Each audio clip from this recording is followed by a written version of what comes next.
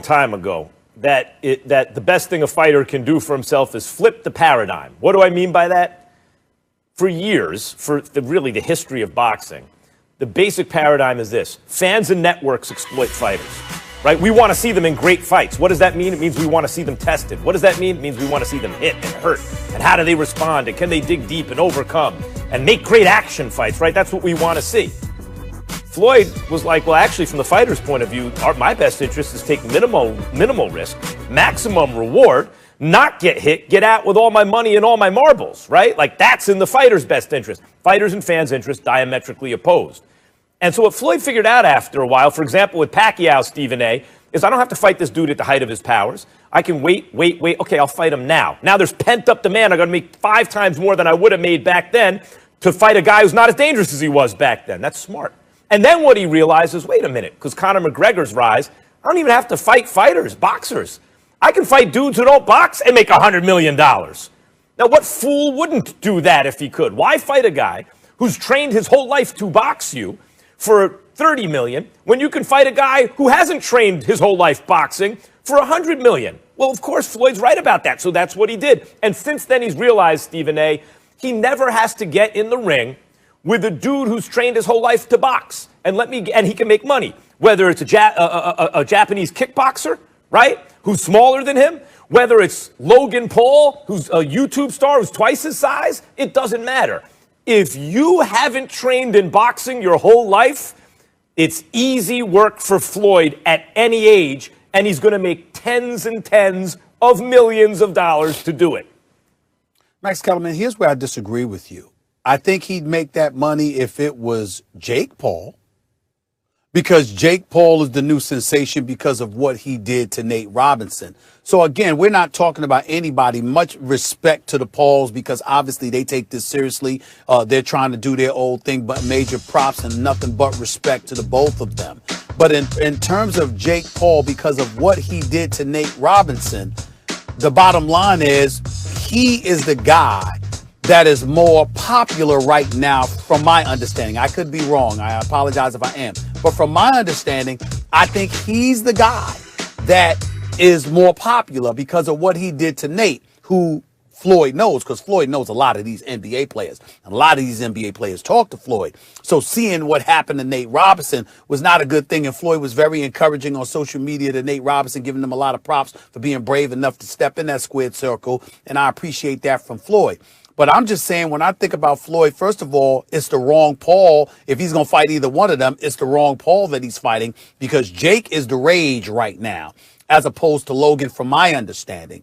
And then outside of that, me personally, if it's an exhibition, I would prefer to see them I'd rather see Floyd against Oscar De La Hoya. I'd rather see Floyd in a rematch against Conor McGregor.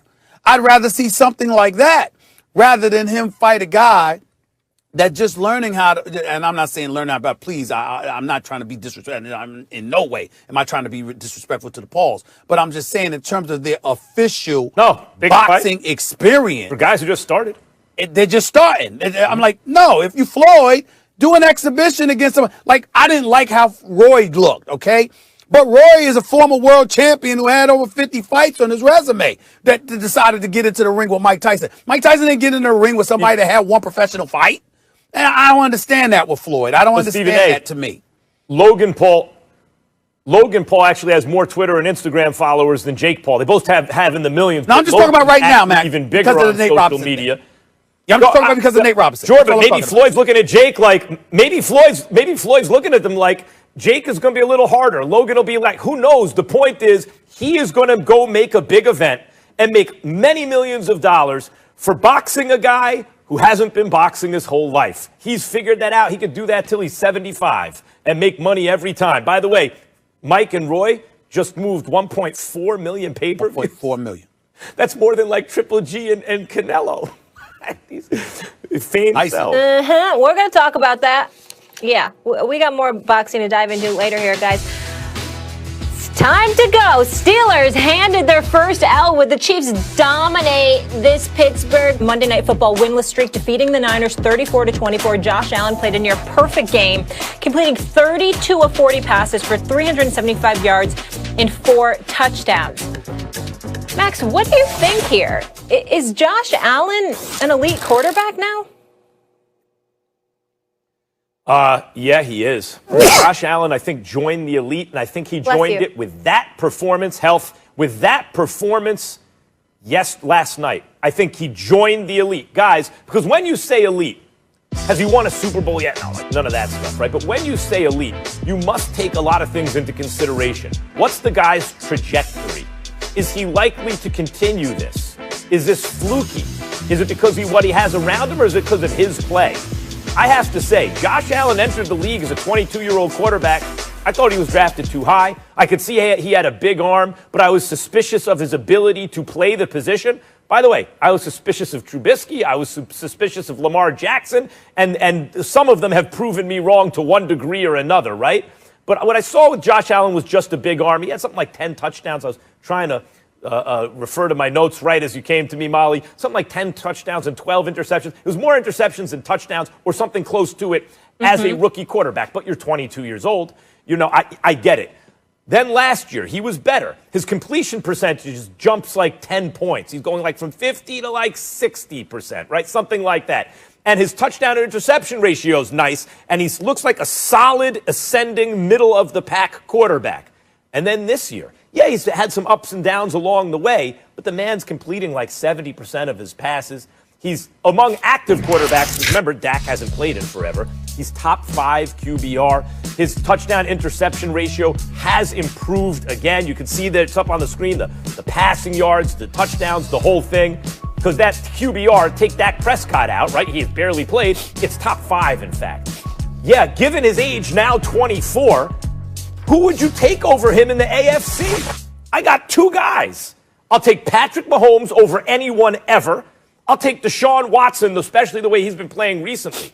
If you're the 3rd best quarterback in your conference and you're ascending and continually getting better, 24 years old, coming off your best career performance, I have to say you're elite. Josh Allen's an elite quarterback. I like Josh Allen a lot. I'm very, very fond of him. And I think he has tremendous promise. I'm not willing to give him that yet. I will acknowledge that he's thrown for over 300 yards on 6 times this season. 2 of those times, Max Kellerman, he's thrown for over 400 yards. Do you know who those 400-yard games were against? Miami and Seattle. So I can't ignore what we're seeing from Josh Allen. But with that being said, you know me, it's about what you do when it counts.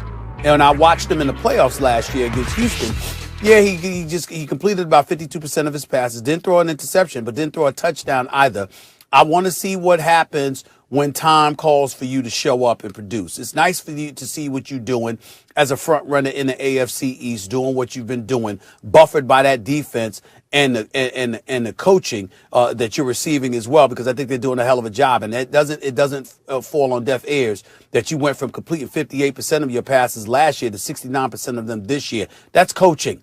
That's the kind of stuff that you need to see. And so I'm impressed with it. I just need to see you do it when it counts. Let's see what you do when you go up against New England. All right, because you got another meeting with them coming up this year. Let's see what you do when you go up against Miami again. Let's see what happens come playoff time. Those are the 3 occasions that I'm looking for, and until then, the jury is still out. He's good. I like him. He deserves to be the starting quarterback for the Bills with tremendous promise, no question. But in terms of calling him elite, I'm going to hold out judgment for that. I want to see it first. Well, I want to see more evidence.